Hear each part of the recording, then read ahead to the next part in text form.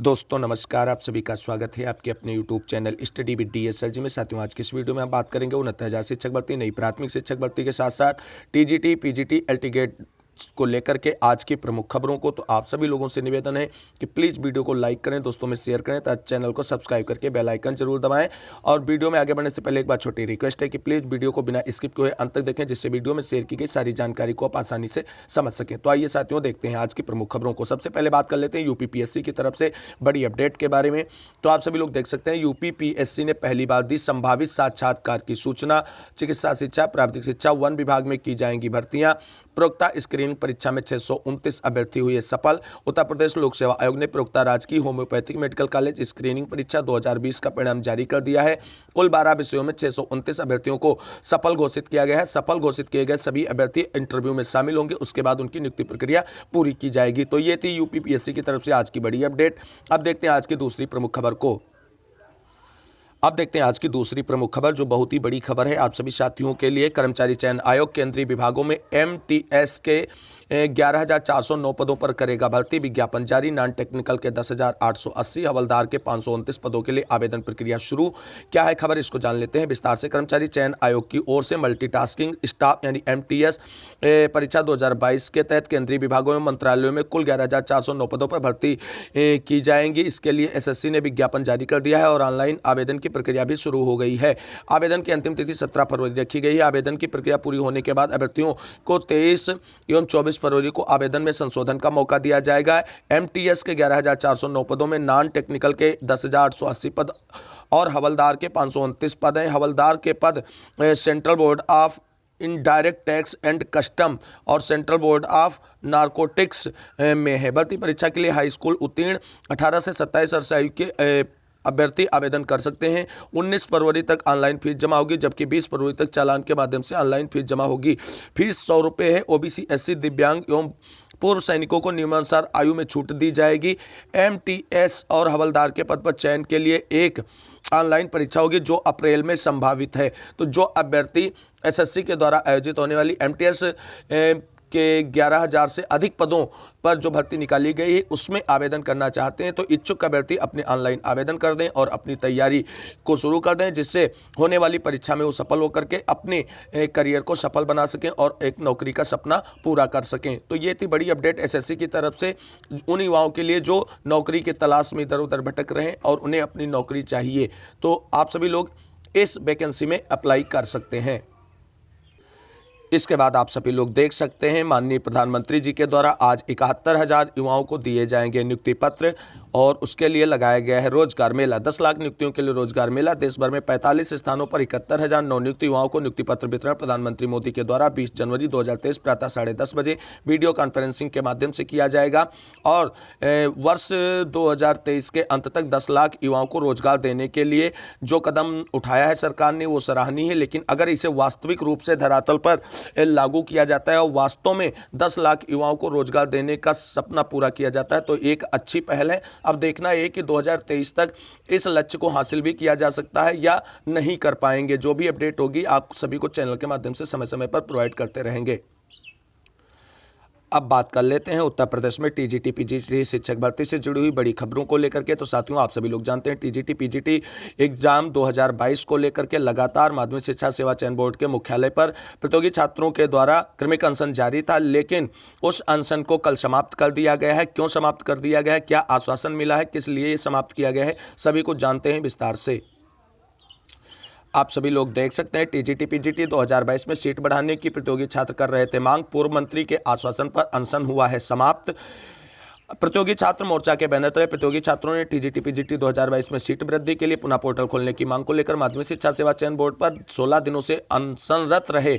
बुधवार को प्रतियोगी छात्रों ने शहर के पश्चिमी के विधायक व पूर्व कैबिनेट मंत्री सिद्धार्थनाथ सिंह से मुलाकात कर अपनी मांग रखी। सिद्धार्थनाथ सिंह गुरुवार को धरना स्थल पर पहुंचकर छात्रों को समझा बुझाकर अनशन समाप्त कराया। छात्रों को संबोधित करते हुए कैबिनेट मंत्री ने कहा कि मुख्यमंत्री तक छात्रों की मांग पहुंचा दी गई है, जल्द ही इस पर निर्णय लिया जाएगा। गतिरोध को हल करने के लिए एक कमेटी भी गठित की जाएगी और कमेटी में प्रतियोगी छात्रों को भी प्रतिनिधित्व दिया जाएगा। कहा कि मुख्यमंत्री योगी आदित्यनाथ के नेतृत्व में हमारी सरकार ने हमेशा छात्रों के साथ न्याय किया है।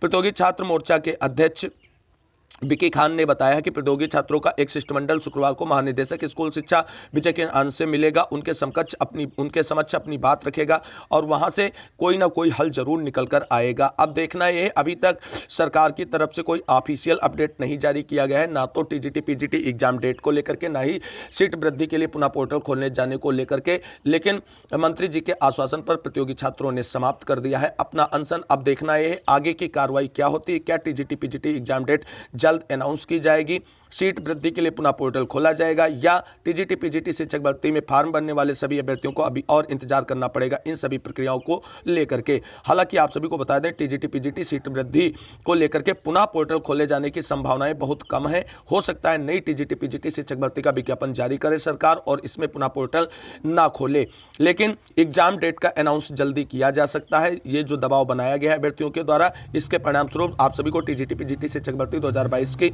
एग्जाम डेट जल्दी देखने को मिल सकती है। तो ये थी टीजीटी पीजीटी शिक्षक भर्ती से जुड़ी हुई बड़ी खबर। आगे अगर कोई बड़ी अपडेट निकल कर आती है तो आप सभी को चैनल के माध्यम से डिस्कस करेंगे। इसके लिए चैनल को सब्सक्राइब करके बेल आइकन जरूर दबा लें। आप साथियों बात कर लेते हैं 69,000 शिक्षक भर्ती से जुड़ी हुई बड़ी खबरों से पहले नई प्राथमिक शिक्षक भर्ती को लेकर के बड़ी अपडेट के बारे में। तो आप सभी साथियों को बता दें, उत्तर प्रदेश में जिस तरीके से पद प्रोन्नति के लिए सभी बीएससी से रिक्त सीटों का डाटा जनपद वाइज मांगा गया था, तो जो डाटा निकल कर आ रहा है रिक्त सीटों का, वो आश्चर्यजनक डाटा निकलकर सामने आ रहा है रिक्त सीटों को लेकर के। ऐसे में उत्तर प्रदेश में नई प्राथमिक शिक्षक भर्ती की सुगबुगाहट तेज हो गई है। और आपको बता दें, नई प्राथमिक शिक्षक भर्ती के सुपर टेट के आयोजन से पहले उत्तर प्रदेश में टीटी का आयोजन किया जाएगा।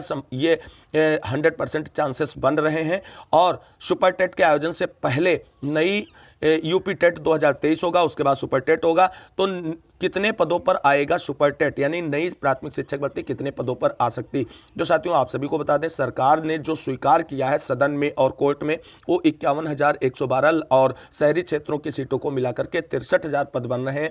तो 63,000 पदों पर नई प्राथमिक शिक्षक भर्ती 100% श्योरली आएगी।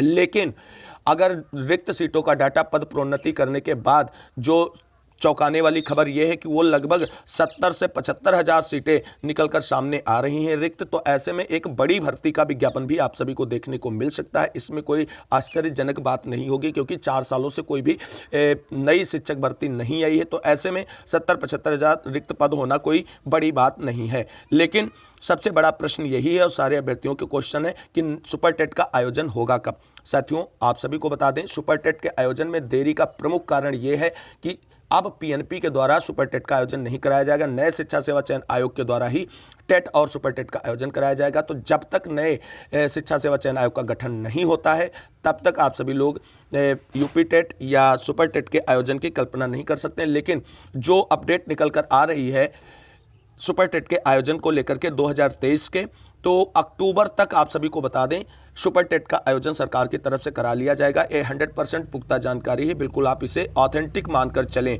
कि इस अक्टूबर तक सुपर टेट 2023 का आयोजन करा लिया जाएगा। पदों की संख्या चाहे 63,000 हो, चाहे 75,000 हो, आप मान के चलिए 60,000 से कम पदों पर प्राथमिक शिक्षक भर्ती का विज्ञापन नहीं आएगा। जो अभ्यर्थी नई प्राथमिक शिक्षक भर्ती का इंतजार कर रहे हैं, उन्हें अपनी तैयारी को फोकस करना चाहिए। और जब विज्ञापन आएगा तब आपको ज़्यादा समय नहीं मिलेगा तैयारी करने के लिए। तो इससे आपको अभी इसलिए नहीं परेशान होना है कि कब आएगा सुपर टेट। आप अपनी तैयारी मजबूत करें और एक सीट इस बार की प्राथमिक शिक्षक भर्ती में अपनी पक्की करने का संकल्प करते हुए तैयारी करें, जिससे आपको आने वाले समय में ये हड़बड़ाहट ना रहे कि यार ये विज्ञापन आ गया, हमारी तैयारी अभी नहीं है। तो 100% श्योर है कि इस वर्ष आपको सुपर टेट का एग्जाम देखने को मिलेगा और अक्टूबर तक एग्जाम कंडक्ट करा लिया जाएगा विभाग की तरफ से। और उसके बाद नियुक्ति प्रक्रिया चाहे जब भी हो, उसके बारे में अभी कोई जानकारी और चर्चा नहीं करते हैं।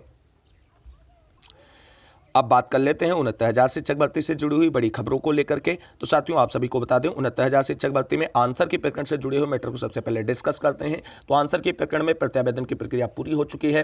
प्रत्यावेदनों के जांच के बाद आप सभी को बता दें, जनवरी के लास्ट वीक में आप सभी लोगों के लिए 69,000 शिक्षक भर्ती आंसर की प्रकरण की काउंसलिंग शेड्यूल देखने को मिलेगा। क्योंकि आपको बता दें, फरवरी में 69,000 शिक्षक भर्ती में आंसर की पीड़ित अभ्यर्थी जो याची लाभ के अंतर्गत आए हैं, जिन्होंने ऑनलाइन प्रत्यावेदन सबमिट किया है, उनकी नियुक्ति प्रक्रिया 22 फरवरी से पूरी करनी है। ऐसी जानकारी जो है पीएनपी और एससीईआरटी की तरफ से निकल कर आ रही, क्योंकि हमें हाई कोर्ट में हलफनामा लगाना है। अधिकारियों की तरफ से स्पष्ट कर दिया गया है कि 22 फरवरी से पहले इस मैटर को शार्ट आउट कर दिया जाएगा और उसके बाद आगे के मैटरों को देखा जाएगा। जब उनसे चर्चा की गई कि किस कटाव पर नियुक्ति प्रक्रिया पूरी की जाएगी, तो कहा गया वो विभाग का मुद्दा है, उसको देखते हैं, नियुक्ति प्रक्रिया पूरी करेंगे, बाकी सारा मैटर जो है वो 6800 से 1356 वाले मामले पर डिसाइड है। अगर उसका जो ऑर्डर आएगा उसी पर कटाव का डिसीजन लिया जाएगा। तो 69,000 शिक्षक भर्ती में आंसर के पीड़ित अभ्यर्थियों का प्रोसेस आगे जारी है और उनकी नियुक्ति प्रक्रिया में अब ज़्यादा डिले नहीं होने वाला है। लेकिन अब आप सभी को बता दें, आंसर की प्रकरण पर एचसी का आदेश क्या है, हाई कोर्ट का आदेश।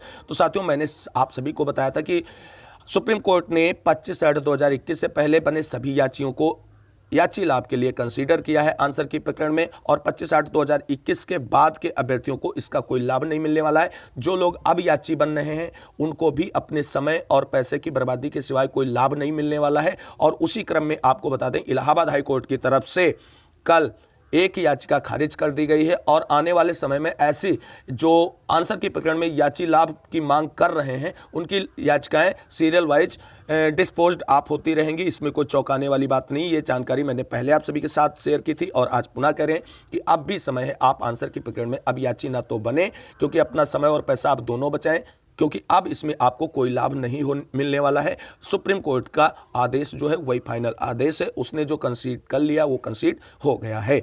अब बात कर लेते हैं 6800 चयन सूची से जुड़ी हुई बड़ी खबर। तो साथियों, कल मैंने देखा सोशल मीडिया पर 6800 चयन सूची जो जारी की गई थी 5 जनवरी 2022 को, उसका जियो वायरल हुआ या नहीं हुआ इससे हमें नहीं मतलब है, जियो से वायरल होने से नहीं मतलब है, जियो होना चाहिए, ये सबसे बड़ी बात है। तो अच्छी बात यह है कि 6800 चयन सूची जो 5 जनवरी 2022 को जारी की गई थी उसका एक विस्तृत जियो सरकार के पास है।